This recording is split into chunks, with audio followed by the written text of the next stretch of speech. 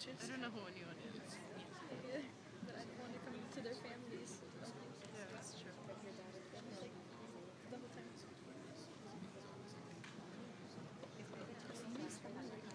Who is that? Sophia just texted me that she can hear me. How's that possible? My friend just texted me that she can hear me. I ate. How? I ate a bag of chips and I'm like, you should have told me. Probably this mic right here.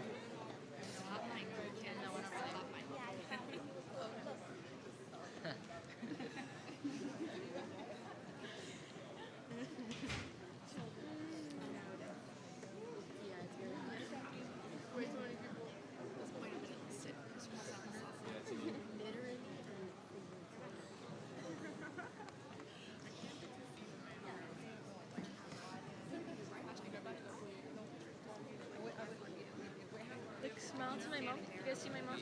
Look at Pino. Oh, Pino.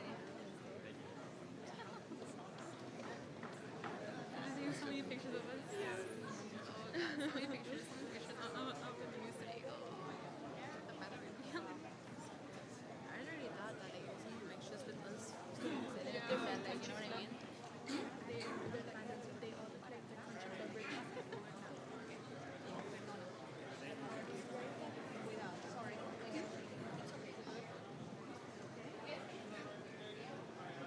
There's a lot of cameras.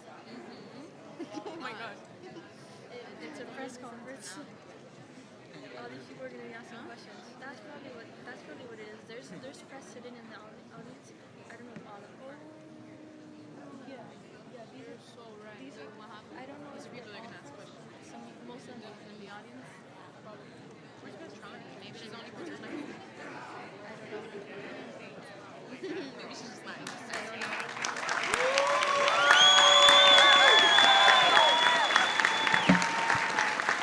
Holy cow, great to see everybody. What a great crew. Thank you. Great to be back in Hialeah Gardens. We're so excited. We've got really an all-star cast with us here today, and we've got one major bill signing, but also a couple from some of the bills we just did recently. But I do want to recognize everybody that is in attendance with us here. Lieutenant Governor Jeanette Nunez from, of course, Miami. The President of the Florida Senate, Wilton Simpson, is here.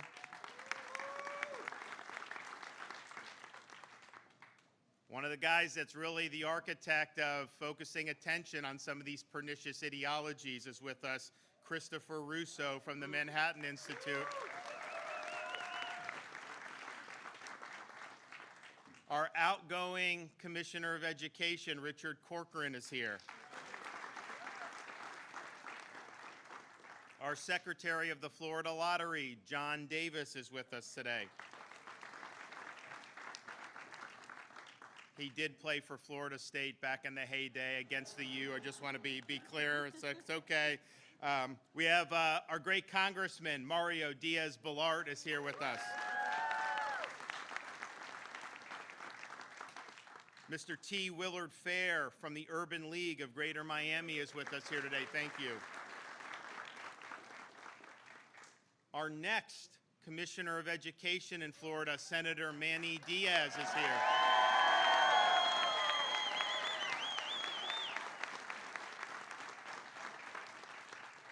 And we also have Senator Ileana Garcia is here. Is Anna Maria here? Okay. Oh, she is? Anna Maria, are you here? Where is she here? Okay, I don't think Anna Maria's here. I do know we have representatives Alex Rizzo, Representative Fabricio Barrero. Thank you. We also have parents. We have from Broward County, Christine Chaparro, who's going to be saying a few words.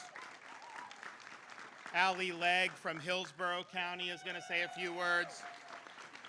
We also have Keisha King from Duval County. Where is she at? Going to say a few words. We're here today because we believe in education, not indoctrination.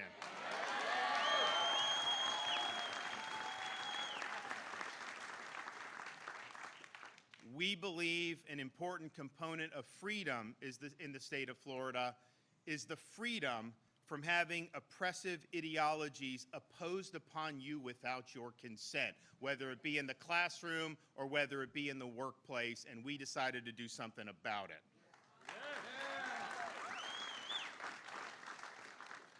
So the bill that we'll be signing here today provides substantive protections for both students and parents to ensure that the education they're receiving in Florida is consistent with the standards of the state of Florida. And those standards do not allow pernicious ideologies like critical race theory to be taught in our K through 12 schools.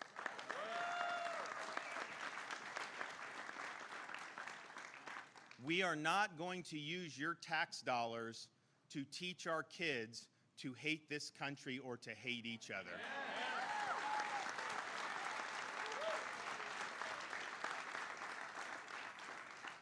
We believe that every single student matters, every single student counts. We are not going to categorize you based on your race. We are not going to tell some kindergartner that they're an oppressor based on their race and what may have happened 100 or 200 years ago. And we're not going to tell other kids that they're oppressed based on their race.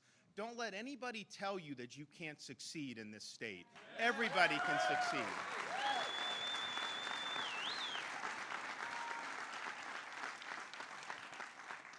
And so we believe in having that true, solid education. I will point out, because you actually will hear people lie about what we're actually doing in the bill, and they'll say they don't want you to learn about history and all the key things. Just understand, in the state of Florida, it is required in Florida statutes to teach about all segments of American history. You have to teach about the Holocaust. You must teach about African American history. You teach about the institution and the abolition of slavery. You teach about the failure of the post-Civil War amendments to take hold and how you needed to fight for civil rights. We teach all of that because it's real history and it's important. But what we will not do is let people distort history to try to serve their current ideological goals.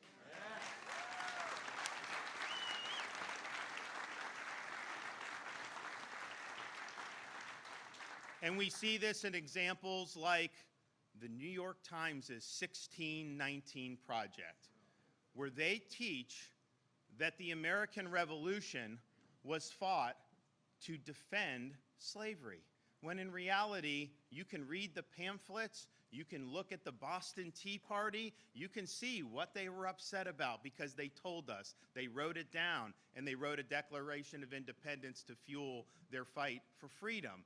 And so we have to be accurate, and we cannot allow ideologues to try to distort what has happened in this country's history. And so we will absolutely teach all aspects of history that are true. We will study, in particular, the contributions of both women and Hispanics to Florida and to the United States.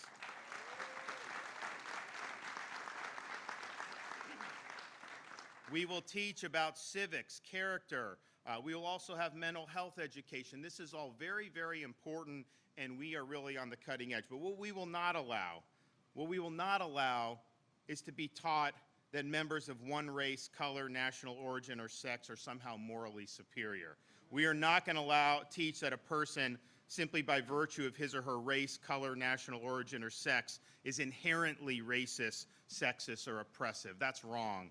We are going to make sure a person's moral character or status as either privileged or oppressed is necessarily determined by his or her race, color, national origin, or sex. That is not allowed. That is wrong, and we are not going to teach that. We're also not going to teach that virtues such as merit, excellence, hard work, fairness, neutrality, objectivity, and colorblindness are somehow racist or sexist. They are not. Everybody can succeed. Everybody works hard. Everybody deserves fairness. And so we're going to stand by that.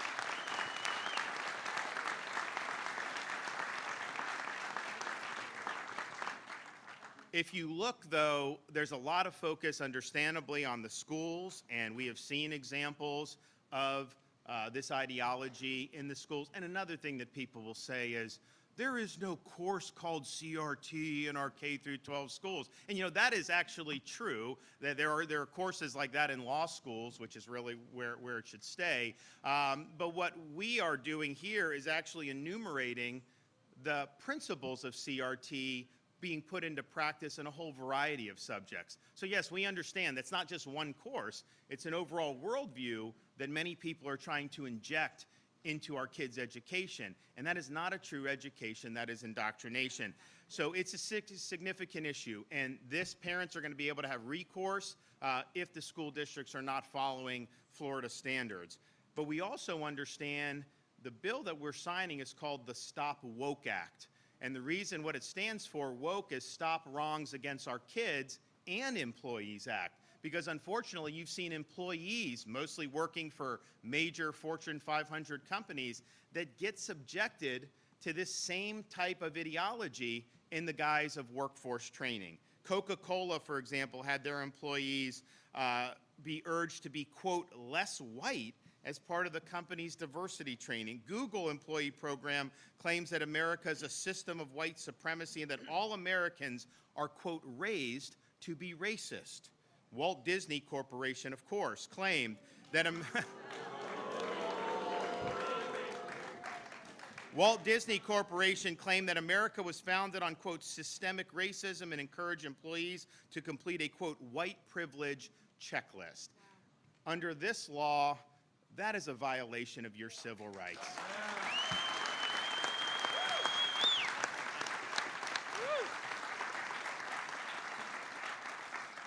And so we will have substantive protections, not just for students and parents, but also employees, and we're proud of that. We also define in this bill individual freedom on the fundamental truth that all individuals are equal before the law and have inalienable rights. And all school instruction, instructional materials, and professional development must be consistent with those core principles that this nation was founded upon. Now, as a contrast to critical race theory, this bill requires the Department of Education in the state of Florida to develop a Stories of Inspiration curriculum to inspire students with stories from American history that embody the principles of freedom. You know, it was interesting. I think Senator Garcia showed someone, some partisan group was sending out flyers saying that because she voted for this, she didn't want people to learn about George Washington. And I'm thinking to myself, like, first of all, that's not in here, but if our kids learn nothing but George Washington's character, they could do a lot worse for an education. I mean, I'm just telling you. But we will have the stories of founding fathers like George Washington. You will see people like Frederick Douglass and see his journey, which is really a remarkable journey. You will see stories of people that stormed the beaches of Normandy to defend this country from Nazi tyranny. You will find stories of people who fought for this country against communism, both in the Soviet Union and, unfortunately, just 90 miles off our coast in communist Cuba.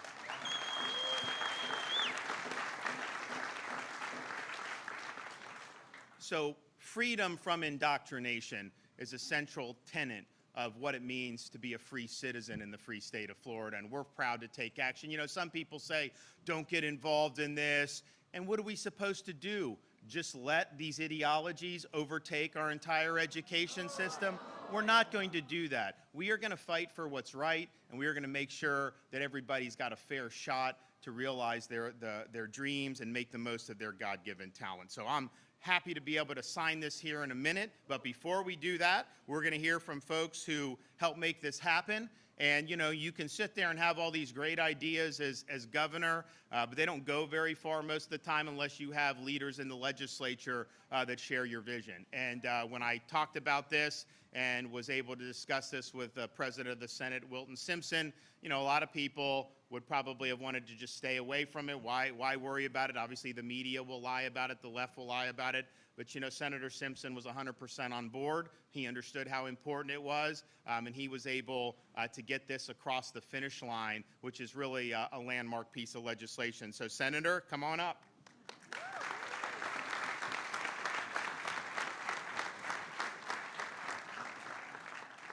Thank you, Governor. And obviously, the governor's done a great job of explaining this bill. And one other thing I would mention, and Senator Diaz had a big hand in this also, was last year we passed the largest parental choice bill in the history of the country. It's a very, very good bill. We've heard examples of students and workers being pushed to adopt viewpoints of employers, teachers, textbook authors. It has to stop. Discrimination of any kind is wrong. People are not inherently racist, sexist, or oppressive. One race is not superior to any other race. All people are created equal, and no school or workplace should force workers, students, to believe otherwise. Florida's workplaces and schools are areas where we can have healthy dialogues about race or diversity without losing sight that we are all unique individuals, and we weren't responsible for the sins of the past. Florida students should be able to learn about factual history facts in an environment that recognizes all individuals are created equal before the law and have unalienable rights. This bill protects these individual freedoms and prevents discrimination in public schools and the workplace while supporting factual education discussions for our students. And in the state of Florida, we have the best governor in the country making sure we do this.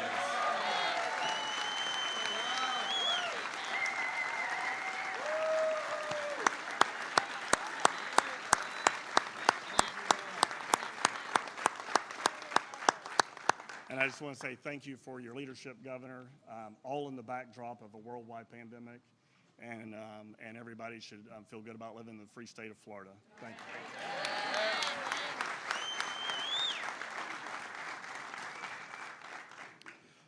You know, our next speaker, sometimes people get involved in kind of public issues. They'll work for some of these think tanks, and they can spend a whole career and not really make an impact. Unfortunately, that's just the case. Some of these things, these groups in D.C., it's honestly more of a grift that they raise money, they claim they're going to do, and then they never do anything. And so when you see folks that are in the policy space and the idea space, there's a lot of people that have done that and not had very much success. But I think nobody was able to identify what was going on in these schools and these businesses more than our next speaker, Christopher Ruffo. And he went headstrong into it, and he was able to raise awareness across the country about what was going on. And I think this woke ideology, to me, it's cultural Marxism. If you look what they're doing, they're tearing down statues of Thomas Jefferson and Lincoln and taking George Washington's name off schools. That is what they want to do. There's a reason why they want to do it. They want to erase history and delegitimize our institutions and the founding of this country, and they want their woke ideology to be the foundational ideology of our country. This country would be destroyed if we ever let that happen. And so, but I think what he has done, is obviously helped fuel what we've done in Florida and other states. But the thing about it is, this was an ideology that was taking hold in a lot of elite institutions, the media, corporate America, the bureaucracy, the education establishment. It was not, most Americans don't want anything to do with this stuff. When you start telling people that men can get pregnant, give me a break. But that's what you're seeing around the country. They crowned the champion swimmer. That was a guy that competed for three years as a man, then switches as a woman and wins the championship, and denied opportunities for these other women. So this is the mindset that we see. We see it in CRT, but we see it in these other things. But it has a big foothold in these elite institutions, and I think the danger for the society was they would just be able to shove this down everybody's throat without any opposition. Well, the fact that he has helped raise the alarm and educate people on this, he is equipping parents, he's equipping people in elected office to fight back. And today we do that. And so I give you Chris Ruffo. It's great to be with you, and it's great to be celebrating with the incredible free state of Florida. I've been working hard for the past 2 years to expose critical race theory in the federal government, in the K-12 education system, and surprisingly enough, in America's Fortune 100 companies. And as the governor just said, many times, those of us who work in journalism and policy and activism can go for long stretches with little impact. But there is people who have heeded the call, including many of the people in the audience today. These are parents who, after they come home from work, they're tired, they show up at that school board meeting to say, I don't want my kids segregated on the basis of race. I don't want my kids being told that they're either forever doomed to feel guilt and shame because of their skin color, or have no opportunity and no possibility of success in the United States. I look around this room, I see a room that looks a lot like the country. This isn't what the New York Times says it is. It's not certainly what the Washington Post says it is. We believe that this country, out of many, won. And critical race theory takes that American formula and turns it on its head. It says out of one, many. And we're going to pit people who look differently from each other against each other. I've reported in schools where, again, students are segregated on the basis of race. How many of you want that? No. I've reported on schools where they're teaching kids as young as 7 and 8 years old that if they're white, male, and heterosexual, they are fundamentally oppressive and they have to atone for the sin of their birth. How many of you want that? No. And how many of you, people who come from all over the world, racial minorities, including my own wife, my own children, would like to be told that this country is out to get you, wants to punish you, and wants to make sure that you have no possibility of success? How many of you want that? No. And so I think it's a great testament to not only the legislators in Florida, but the greatest governor in the country right now standing up to these people.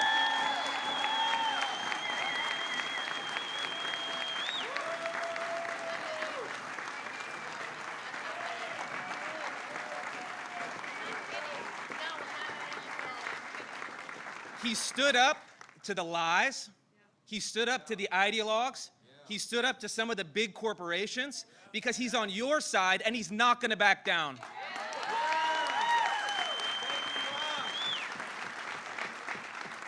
And I'd like to close with something I think is equally important. We're all here because we care about schools.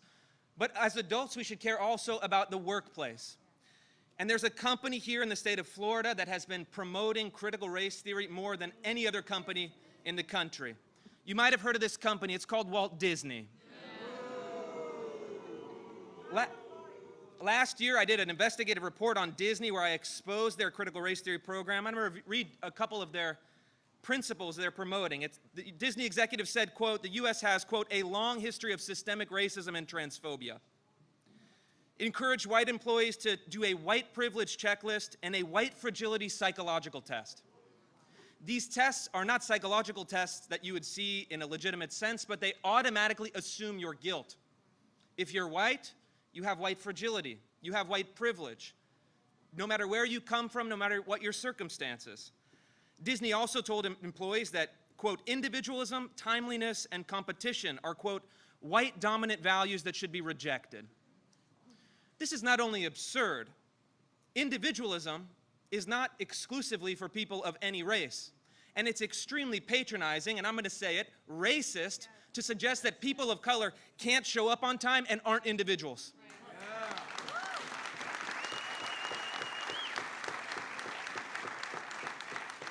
In some of their materials, they also promoted that, and this is going to be hard to believe, but it's true. I have it on my website for the media that wants to fact check this. That white babies, quote, discriminate against other races and become full-blown racists by age 4. And in closing, Disney tells its employees to reject the principle of equality, which means equal treatment, and embrace the principle of equity, which means equal outcomes. Now, how many of you had families escape from communist countries? How does equity and equal outcomes turn out in reality? It turns out into a nightmare, poverty, starvation, gulags, and killing of innocent people. We're in the very initial stages down a very dark path, and thankfully the legislators of Florida had said, not in this state, not in this country.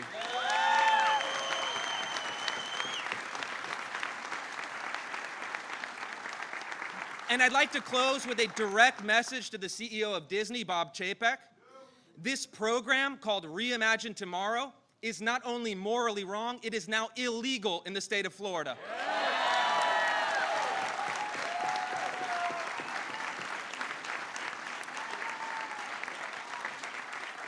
And so we're going to give you the weekend to make some adjustments to immediately abolish this program, because on Monday, if this is still part of Disney's Human Resources program, there will be consequences. God bless Florida, God bless Governor Ron DeSantis, and God bless all of you.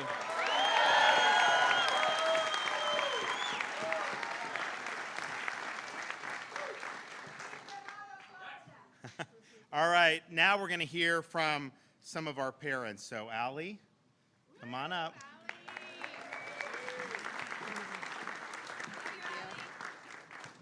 Good afternoon, everyone. First, I would like to extend my gratitude to our governor for continuously showing the people of Florida what a true statesman looks like. You have been a true representative of the people, maintaining our individual liberties and our constitutional principles, not special interests or political ideologies. And thank you to all of the legislators that also show the same effort. I know so many Floridians appreciate what you all are doing, especially for our children, so thank you. Thank you. My name is Allie Legge. I'm from Hillsborough County, Florida. I am an Army veteran, a wife. Thank you. Thank you. A wife and a mother of 5 children. I stand before you not just as a multiracial, multicultural mother of children of the same, but most importantly as an American. And sadly, my family has experienced the effects of CRT over the last 3 years. From being told that the Constitution can be suspended under emergency rule by a history teacher, to being told that only non-minorities are racist, even being graded not on performance, but based on who my child chose to be friends with, to being told that my child should denounce the father that has raised him as his own since he was 3 years old because he is white, and without his black father, he would not be here, by a teacher who had absolutely no idea what has transpired in our family. These teachers had no right to push their ideologies onto my children, and it should not have happened in the first place. Their job is to teach reading, writing, science, and math. Everything else is up to me and their father, their parents. Can you imagine my children, who are of various shades of melanin, being told that because they are of lighter skin, they are oppressors, or of darker skin, they are oppressed? What does that do to them mentally and emotionally? What does that do to our family as a whole? What about other children from families that come to the United States that have escaped communism, tyrannical government overreach, and that are light-skinned or dark-skinned? We are an international country where people from all over the world come here to rebuild their lives, to live in liberty, where their inherent rights are protected. We are all humans are all shades of the human skin tone. And now they are being told that the new country that they have escaped to is inherently racist and oppressive. This is demoralizing, psychologically and emotionally damaging. Critical race theory is racist at its core. Its main tenet is to rid racism with racism. It promotes segregation within the family and in our nation. It sets a match to the civil rights movement, dishonoring our ancestors who fought so valiantly for freedom, not just in the 60s, but in the Civil War. CRT violates the 14th Amendment, sets the stage for a new civil war by pitching oppressor versus oppressed, breeds hatred for fellow Americans and family members, creates victims instead of victors, and completely undermines American principles of liberty and being the land of opportunity. CRT has seeped its way into teachers' trainings to renew their licenses, and throughout the workforce under the guise of diversity, equity, inclusion, cultural relative teaching, implicit bias training, social emotional learning, and comprehensive sex education. Supporters of this kind of ideology will say that opposing it silences Black history and suppresses true American history. However, what CRT actually does is divides Americans by superficial identities instead of uniting us under liberty and justice for all. Yes. Our American history is not perfect. How could it be? We're all human. We all make mistakes, right? However, we are not our past.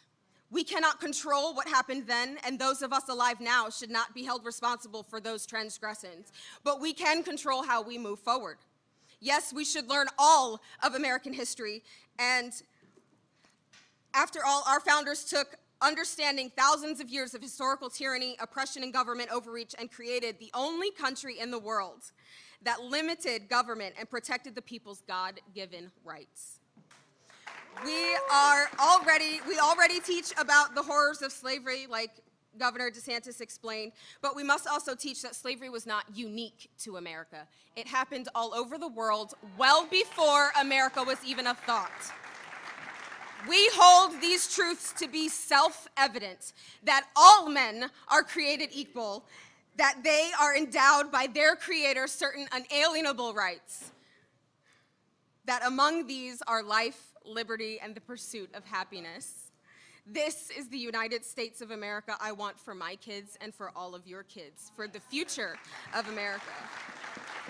Not a segregated country filled with hatred and lies. The bottom line is, guys, our children are already suffering from more than ever from this pandemic. And we need to be focusing our efforts on supporting each other. This is not a time to focus on unnecessarily dividing our children and teaching them to distrust their peers at a time when they need them the most. We should be telling them that they can do whatever they put their minds to without limitations because they can. The damage of CRT, if not stopped, will be irreversible. About 70% of American citizens go through our public school system. Imagine what the trajectory of our country would look like if we did not stop this. Wow. This is not the kind of country I want my kids to live in or their peers.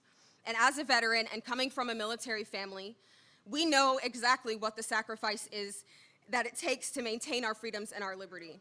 We are no longer one generation away from losing our freedoms. We are right here, right now.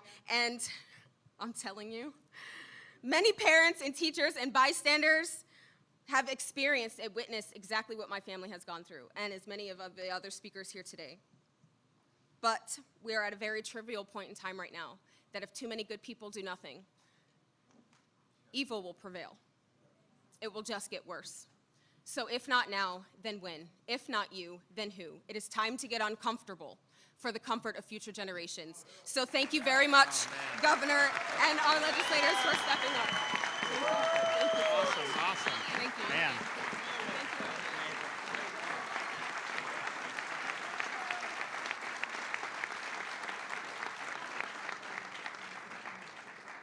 You know she's running for school board in Hillsborough County.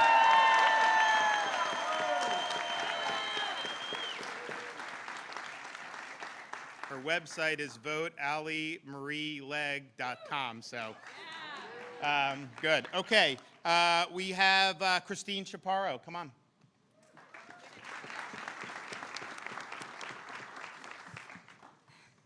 Hi, everyone. Thank you, Governor DeSantis and your team, for the opportunity to speak today. As a Broward County mom of 3, soon to be 4, I have always been involved in my children's education. My oldest 2 are currently in a great public school in Broward County. For 6 years, my husband and I have volunteered. I have been the room mom, on the PTA board, and involved in SAC. I myself went through K-12 education in Broward County, public school. With that being said, this will be my kids' final year. They will be in a private school next year because although our school is great, the district is not, and there's only so much that a great school can insulate from that. In the beginning of the school year, my 5th grader came home with benchmark assessment workbooks as his ELA curriculum. That's English Language Arts. First one had excerpts from an author who students were encouraged to research. The passages were not great quality to show developing writers, so it piqued my interest to look a little bit more. Well, I looked him up, and he co-authored an anti-racism book with Ibram Kendi. So I was like, oh, I get it. The next one he came home with was titled The U.S. Constitution, Then and Now. One page mentioned a movement to make Washington, D.C. a state, but left out why it's not. A passage explains that a strong central government was argued for when creating the U.S. Constitution because the states had a lot of power to govern themselves, which was a perspective but not really the basis for the Constitution's creation. Another passage was labeled vocabulary practice text, was titled, Know Your Voting Rights. The first paragraph reads, after Stacey Abrams lost Georgia's election for governor in 2018, she stepped up her fight for fair elections. It goes on to say events that occurred during the election convinced her that the vote had been suppressed, influencing the results. Suppressed is the vocabulary word. Third paragraph reads, she points out that problems like these, which seem like errors or disorganization, are just ways to suppress votes. Abrams is the first black woman to run as a U.S. Democrat candidate for governor. She's keenly aware of obstacles facing voters of color. Another vocabulary practice text talks about racism and a Black Lives Matter protest. Another workbook, the third one he came home with, is the economic development of cities. It mentions racism and discrimination and bias at least 8 times as the cause of our economic development of cities.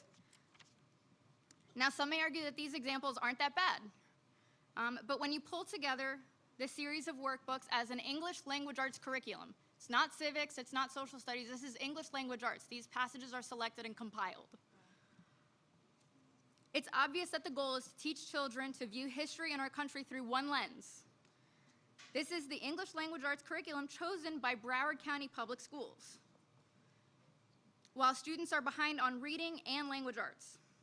These decisions, along with other BCPS policies, are the reason why my children will be attending private school next year, and I know my family is not alone on looking for alternatives.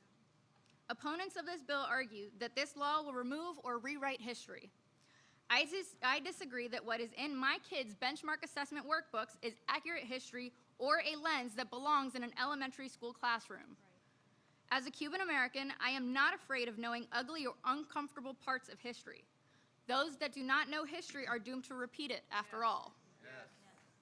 I do fear the indoctrination of showing every facet of life through one specific ideological lens and calling it public school education. Again, I thank you for the opportunity, and I thank all that worked towards passing this legislation. Great job. Thank you.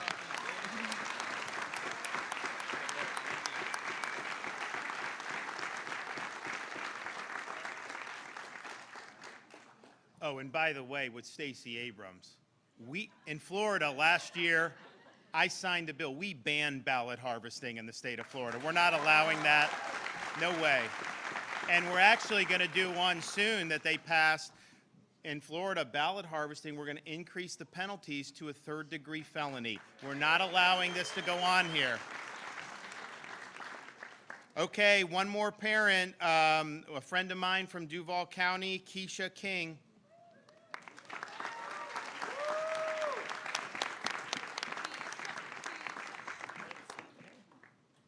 Hello, everyone.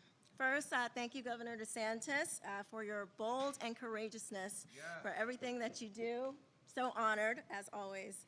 And also, hello to your beautiful wife, Casey. My name is Keisha King. I'm a mom of 2. And Governor DeSantis has been, again, bold and courageous. Every time I see him, those are the 2 words that I see and that I want to say, because so many of us are searching for strong leadership these days. So my daughter, who was her first week of 8th grade, she was asked what pronoun she wanted to go by. And I told her not to worry about it after I had emailed the teacher and got no response. Later on in the year, that same teacher said that my daughter, who is, you know, part of me, she recorded a conversation in that very same, yes. This is her following my instructions when I said be vigilant. So she recorded a conversation in the same language arts class, and the teacher said, oh, we're going to be discussing some racially themed books. Well, okay, I guess nothing too harmful there. Well, as she went on, she never actually went through the books. She just started looking at the children and saying, as an African-American child, how are you discriminated against? As an LGBTQ student, Asian student, and she just went on and on. The children, it turned into total chaos. The children just started going back and forth with each other. It was unbelievable. It was basically like the oppression Olympics in a classroom. They were all vying to be more oppressed. It was deeply disturbing. later on in Duval County also, we had a segregated assembly that was planned where the black children were to meet at 9:30 and the white children were to meet at 10 o'clock. So, yes, this was shut down, however, by parents who were in the streets.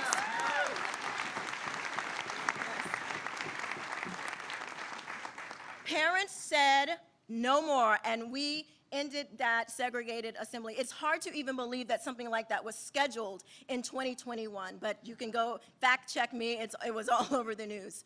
However, it is because of Governor DeSantis's bold and courageous leadership that we are so thankful for, that we don't have to hear these excuses of, oh, critical race theory is not being taught in schools, because Governor DeSantis and Chris and all of the parents have been showing you evidence piece after evidence piece that this is real and it is happening to our children. And we do not want our children racially segregated. We don't want our children to be looked at through the lens of race. This is nonsense. We have taught our kids our values that say, don't judge us by the color of our skin. It's just very simple. So I am just so very grateful that critical race theory will now be outlawed in schools and also in corporations. We don't want to hear about your be less white. We don't want to hear about any of these other things going on involving critical race theory. I'm so grateful to stand alongside such a great governor in this remarkable time in history. I thank you so, so very much, Governor DeSantis. It is always a pleasure. God bless you and God bless Florida.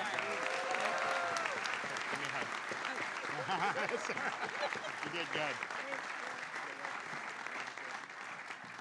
Okay, our Lieutenant Governor.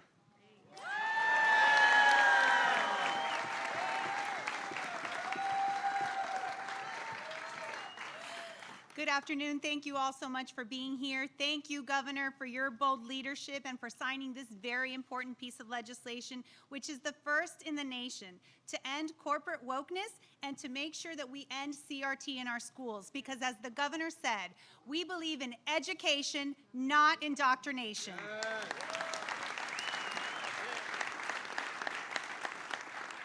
And a lot of people that have spoken before me have talked about CRT, the pervasive evil that it is, what it means. They've talked about how it is Marxist-inspired. And I will tell you, at its core, CRT tells a story that for more than 240 years, America has been a symbol of hatred, prejudice, and bigotry, teaching our children to hate their country. And that, for me, is something that I cannot stand idly by. We must fight back, and that's why we have a great governor that's willing to take on these issues.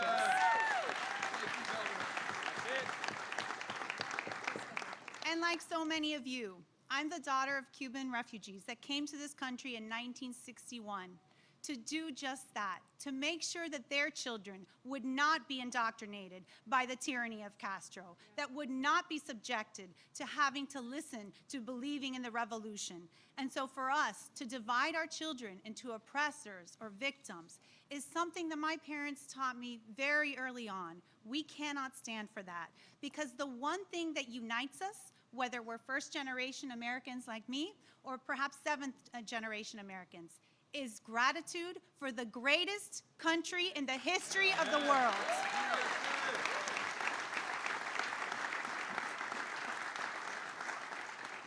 So thankfully, we have a leader like our great governor. We have leaders like President Simpson and others that are standing here with us today that made sure that social justice warriors and corporate activists and all the wokeness that's going on in our schools, in our universities, in our companies, that they will be met with the force of someone that has an incredible fortitude, bravery, and conviction.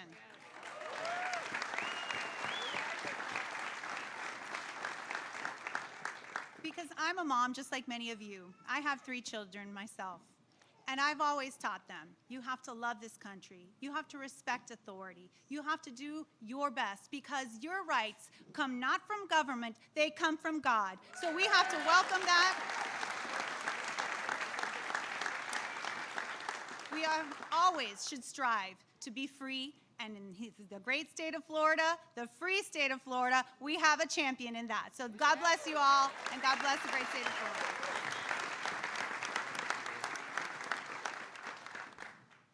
Okay, our Secretary of the Lottery, John Davis.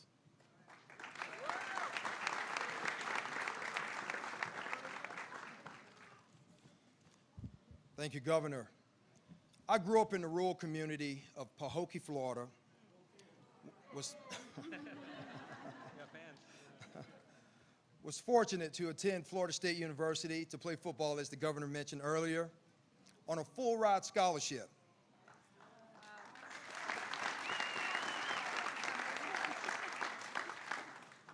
This overall experience gave me an opportunity to earn a world-class education, which has been the cornerstone to the success that I've been able to enjoy throughout my career. Today, there are supporters of CRT who would have you to believe that a black kid like myself from McClure Village Projects in Pahokee didn't or couldn't have a fair chance to succeed. This mindset is far from the truth, and it doesn't belong in our classrooms.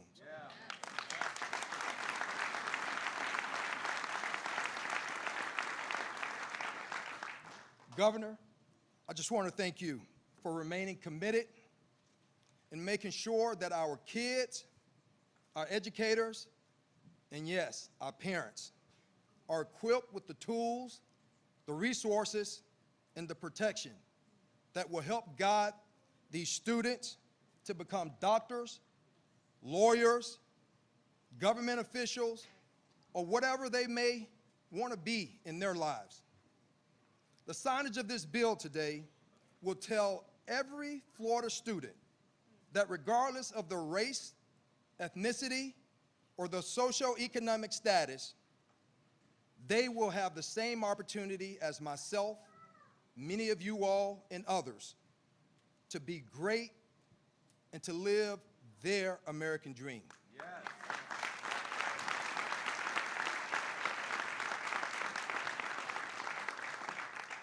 To the governor and our legislators, thank you all for your leadership. Thank you, Governor.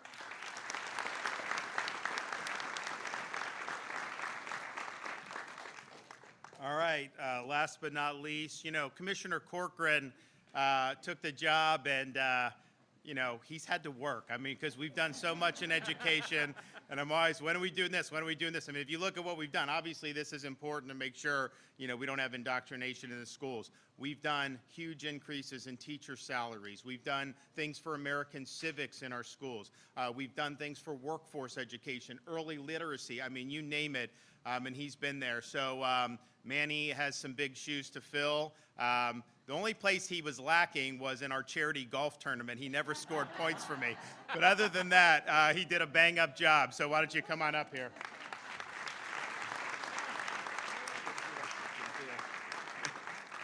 He had me working too hard. I couldn't practice my golf game. When I told him, I think I'm, this has been a fast, furious run. I think I need a breather. And I said, who are you thinking about recommending to replace me? And he goes, I'm not sure yet. He goes, but I do know this. I want someone who's taller, younger, better looking, and smarter. And so now we got Manny Diaz.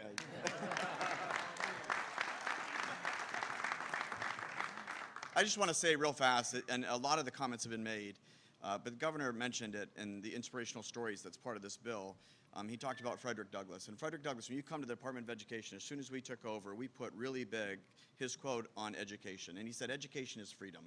Education is the uplifting of the human soul to the glorious light of truth.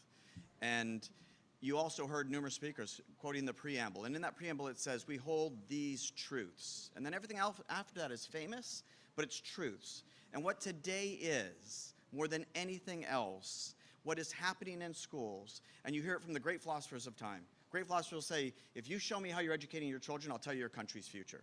And if we want to keep this beautiful, wonderful experiment called America, we have got to get our education of our children right. And what is at war in our classrooms? Yes, it's CRT, it's this, it's that, but what it is a war against truth.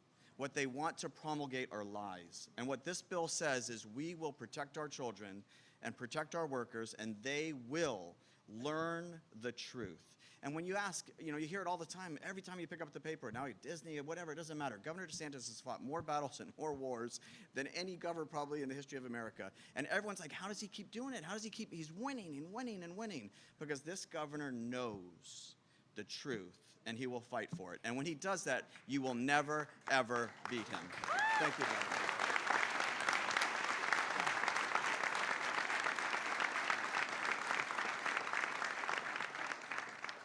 So momentarily, I'm going to sign the Stop Woke Act. We actually have two other bills. We just did the legislature just did a special session. They passed 3 pieces of legislation. I'm going to sign 2 of those here today. One was, we did a bill last year to combat censorship by big tech companies. And it did a couple things, but it provided Floridians the ability to sue big tech if you are deplatformed or censored based on viewpoint discrimination under a consumer fraud theory, because they say they're open platforms and they steal your data and make a fortune off that. We also provided protection for political candidates so they can't deplatform you during the campaign and give the other party an advantage, which they probably would do.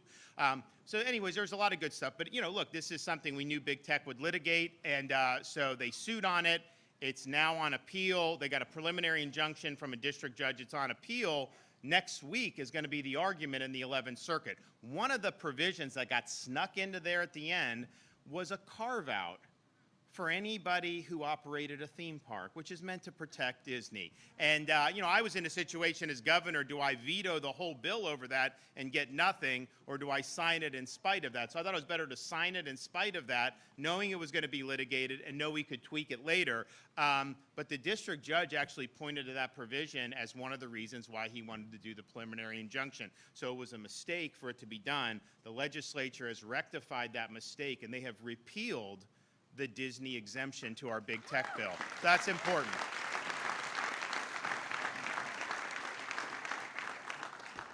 The other bill will be dealing with a handful of what are called these special districts that were done prior to the ratification of our Constitution in 1968. And one of those districts is, unlike anything else that we know in the state of Florida, that was called Reedy Creek Improvement District. It actually gave Walt Disney Company their own government in Central Florida. And so they control, they're self-governing.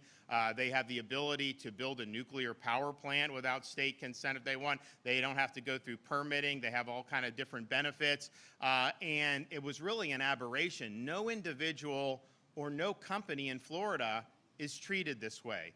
And it's not right to have dissimilar treatment. But, they had exercised a lot of power over the years. It was never anything that was debated. In fact, I don't even know that I knew the name of it prior to this becoming something that was live in the past few months. So we had to take a look at that, and we looked, and we said, you know what? I mean, man, this is not right. But, you did have the situation with our Parents' Rights and Education bill.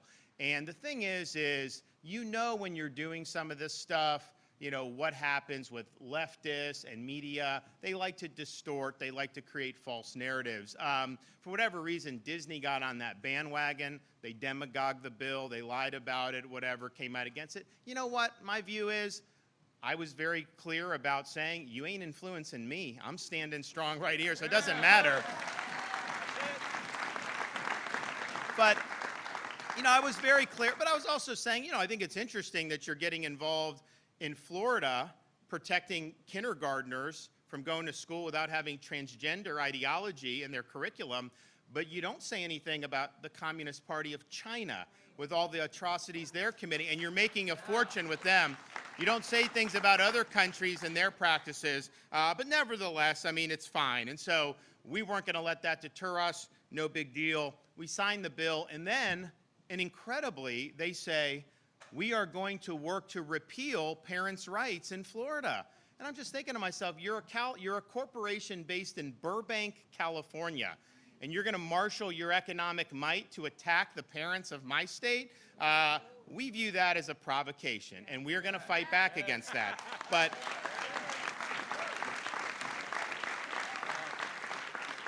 honestly, even in spite of that, if none of that had happened, this is the right thing to do, just on the basis of those Zoom videos that you saw. He actually helped expose these Zoom videos. If you guys haven't seen these videos, you need to watch these videos. These are videos of very high up people in this corporation in Disney, and they're talking about their intentional agenda to inject sexuality in the programming that's provided to our youngest kids, kids of my age, 5, 4, and 2. They want that as part of Disney programming. You know, that is just fundamentally wrong. And they have the freedom, I guess, to do what they want. But as a parent, I was very shaken by hearing that, because it's one thing to talk about legislation, and yes, they were wrong, yes, they did all that, but when you're talking about these acknowledgments and really the glee that these people had in these videos, that they were going to get this stuff in, they were talking about concepts like pansexualism. I thought to myself, I don't know what that means, but I know I don't want my 5-year-old daughter to be taught it. And so it's really, really problematic that when a company had been so synonymous with parents of young children, to yes, come out against the Parents' Rights Bill, but then to have those videos produced where they're doing that. And you know, I'm just not comfortable having that type of agenda get special treatment in my state. I just can't do it. And so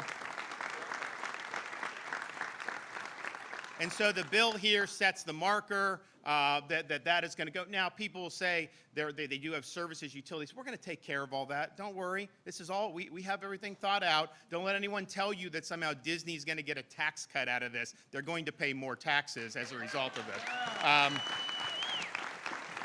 But it's just, you know, we really need to get away from this type of treatment that was really unlike anything we've ever seen. And so, you know, I thought it was appropriate. I would have, you know, signed this bill 3 years ago if it had come to my desk just on basic principles. But I think that partnership that developed early on with Walt Disney, I don't think Walt would appreciate what's going on in this company right now. I'm sorry. And so I think it's appropriate to sign that here today. We also did sign the congressional reapportionment in Tallahassee earlier today, so that's going to be transmitted. But these are the bills, the Stop Woke, which passed during the regular session, and then the theme park carve-out from our big tech bill and the special districts bill. We're going to put our John Hancocks on all of those right now.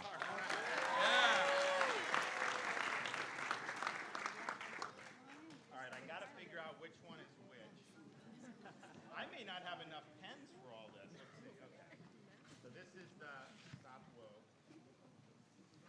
All right. Then we've got the big tech exemption. Then we've got the special districts. Okay. All right. Today is the 22nd, I think. Yes.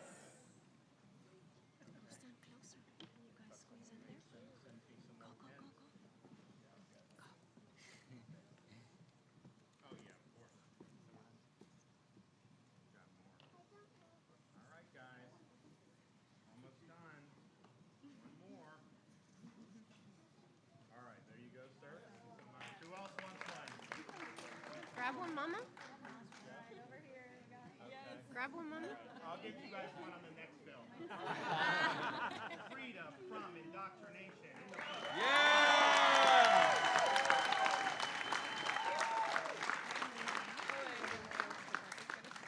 Now, I don't know who set up this table, staff, but I am out of markers. Do we have any more markers in the house? I got one. Huh? Oh. You go, Governor. Mementos. I want them to be able to keep it. Do we have any more? There you are. Okay, we got one more. All right. You have to sign my sign, though. Okay. Let's So I'm go, signing Elon. the big tech, removing the exemption for big tech. Hey, there they are. The stash. Nice. Throwing them in the audience. Mama, now you can grab one, Emma. Omar, do you want one? Yeah. When he's done signing. And I think we're going to win this appeal, and so, you know, it'll be the first state in the country to actually give people recourse of what big tech's Go trying ahead. to do. They are trying to control the narrative. They are trying to stifle dissenting views. That's why Twitter doesn't want to sell to Elon Musk. Because they know he's going to open it up, and they're not going to be able to control what people think anymore. So that big tech one is done. So we've got that one.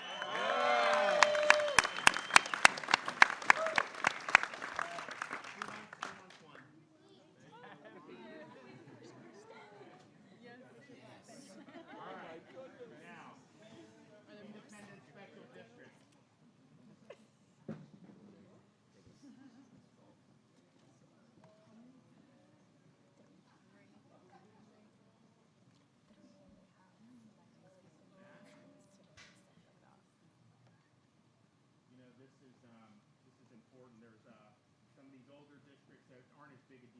Disney one, but they were problematic too, so the legislature is going to take care of those. But, ultimately, this state is governed by the best interest of the people of this state, not by any one woke corporation. We're not going to let them take over the state, and I think this is an example.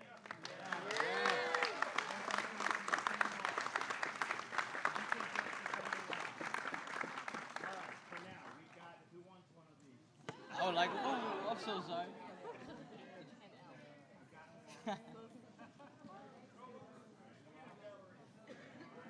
Gabby, get one for me. There you go, Emma. Grab one for you and your brother. Gabriel, stick your hand in there. May I have one? Oh, yeah. Oh, no. Got one? Yes, a little bit. Go, Gabriel, stick your hand in there. One more, right here. Hey, got it. Good job.